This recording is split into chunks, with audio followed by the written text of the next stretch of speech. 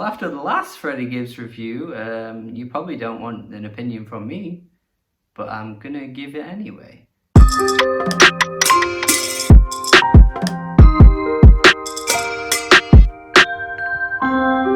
So Freddie Gibbs, an artist I definitely do like overall. I think Pinata is a really strong hip-hop release. Wasn't an album that I completely fell in love with, to be honest. I know a lot of people hold it as one of the best of 2014. Not only just the best hip-hop albums of 2014, but many people consider it as one of the best hip-hop albums of the 2010s in general, which is a huge amount of praise to give to an album, of course. Wasn't quite there for me, but I've kind of hit a point where I just kind of feel like, yeah, it's just how it seems to go with a lot of hip-hop releases. Some ones that get huge amounts of acclaim, huge amounts of praise and love, don't always sit that well with me personally.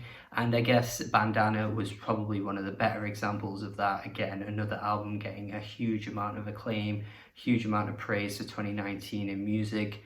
Didn't really like it. Bandana was so dry to me. There was little in the production that stood out in any particular way. It really sounded like Madlib just putting out some of his least interesting soul production I think we've heard from him in quite some time, to be honest. Just didn't really get a lot out of Freddie's delivery. A lot of his lyrics didn't particularly stand out either to me, really. I don't know, it just, everything that everyone loved about it just seems to be the opposite for me. And not long after Bandana, surprisingly, we get a new Freddie Gibbs project here, this time with The Alchemist though, which I think is a nice change of pace, I must admit. I was really surprised because a part of me wasn't really eager to play this. I've been a bit more, I guess the word would be harsh with my listening this year. There have been a few albums that I've just not really wanted to touch. You'll probably notice I didn't review that 1975 album. I just didn't really have an energy to sit through it multiple times and review it. And I felt like that was going to be the case with this album, Alfredo, here. But somehow I've actually been really enjoying this. There's something about this album that's really clicking for me somehow in comparison to what some previous Freddie Gibbs releases have done.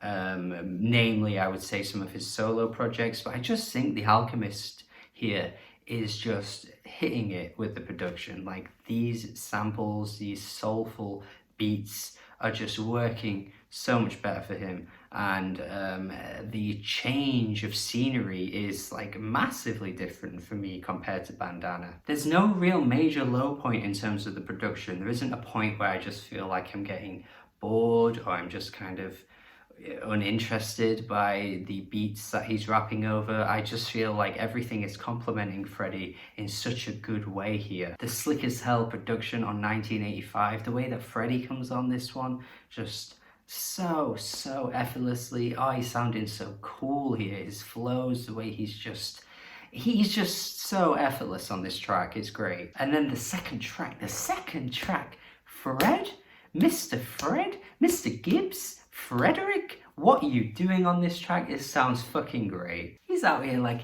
microphone, 1, 2, oh, that refrain is so damn good. Like, he usually doesn't give us these like animated refrains in this particular way, but I feel like he just sounds so like, he sounds like he's having so much fun here. It's really nice to hear. And then he goes on to the verse and his voice is like and I don't know, I just feel like he's letting the beat breathe a little bit. A lot of the time with Freddie, for me, he kind of just gives you these really like speedy rap verses, and sometimes I kind of just want him to slow down a little bit and just let the beat kind of take over. And I don't know if the Alchemist was like, look, we're going to do a little bit of this here and there, you're going to try and rap like this. I don't know, but somehow on this particular track he just kind of gives us something slightly different, and I think it works really well. I really like Scottie Beam as well. The twinkliness of the production here is really nice. Those little details that Alchemist throws in really show how talented he is really as a producer. He does repeat a few times, which I think is really poignant, especially in today's era, with the way that you can just film everything and all kinds of horrific things, especially, you know, more recently, as you are obviously aware of, with the line how my execution might be televised. I think that line is really powerful, to be honest, because that is something that, you know, perhaps back in like 1993, yes, people would be murdered, people would be killed at any point, but did you have your phone to film it and then, you know, see everything that happens the way that we do now? No. And I think that kind of just expresses the scariness of today, these times that we're currently living in. There are a couple of funny lines he throws out on this album as well. On the same track as well, where he uses that same like rhyme scheme to change it up about it being about sex tapes, kind of funny to me. Then on Baby Shit, where he just randomly comes out with "I fucked the man's wife." It's not like, you know, it's typical Freddie kind of lines, to be honest.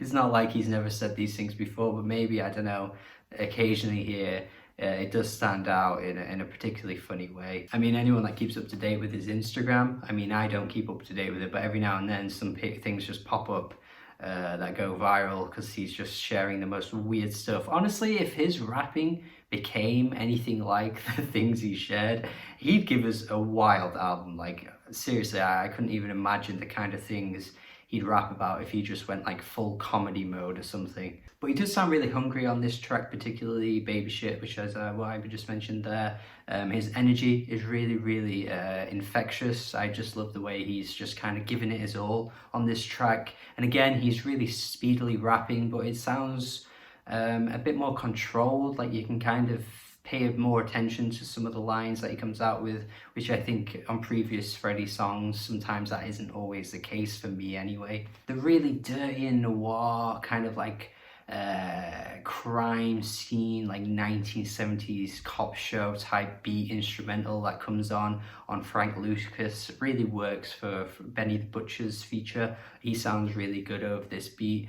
And Freddie sounds good over it as well, to be fair. And just to keep up that Griselda theme going, we do get a Conway feature on Babies and Fools. The sample, the friggin' all of me.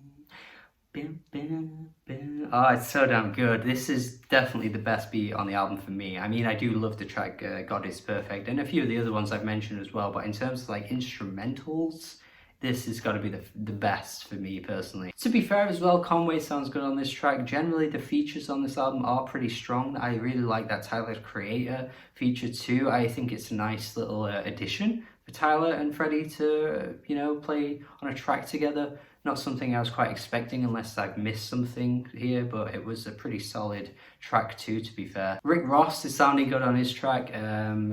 Not really anything new for his lyrics though. He's talking about, you know, women and jewelry, just the usual Rick Ross kind of a materialistic lifestyle that he likes to flaunt. It's nothing really special in terms of a verse, but he sounds pretty good on the track. And for as positive as I am being, I guess for me, what stops me from loving this album, which I think I would generally attach myself to other rap albums, is that the subject matter isn't really there all the time. I mean, it's not like he's rapping about anything, you know, bad, or it's not like the lyrics are ever bad, but I'm just not really attached to Freddie here. Like, I think when I look back at something like the Wiki album from last year, I like the subject matter on that album, you know, the Hemlock Ernst album. Again, really detailed, you know, you get this emotional attachment to these kinds of albums.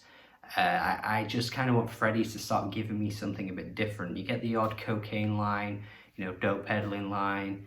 How there's one line as well on one of the tracks where he says how he has more guns than the police. Like, it's general stuff for Freddie, and I think if you love him, then you're not really going to be mad at these kinds of lyrics. But I just kind of want a bit more, you know. The final two tracks just don't offer anything that really kind of get me all like excited like some of the other tracks do. Because as much as I'm really liking this album, when I think about my favorite qualities of the album, often it ends up actually not being Freddie's actual verses. It tends to be his flows. It's mostly in the production. I just kind of feel like it just falls short of being great. I'm gonna go 7 out of 10 though. I do think for me personally, this is actually really strong considering how much, you know, Bandana didn't really do much for me. Some of his other solo albums don't do anything for me at all. Like, this is a huge step up for me personally, and I think there is a lot to like about this album. So while you might be a huge Freddie fan and you're probably loving this, keep in mind that, to be fair, a 7 out of 10 from me for this album is actually a huge praise. So I hope you enjoyed my review, and hopefully you got a lot out of what I said. Thank you for watching. Hopefully you have a good day, and subscribe if you haven't already. Goodbye.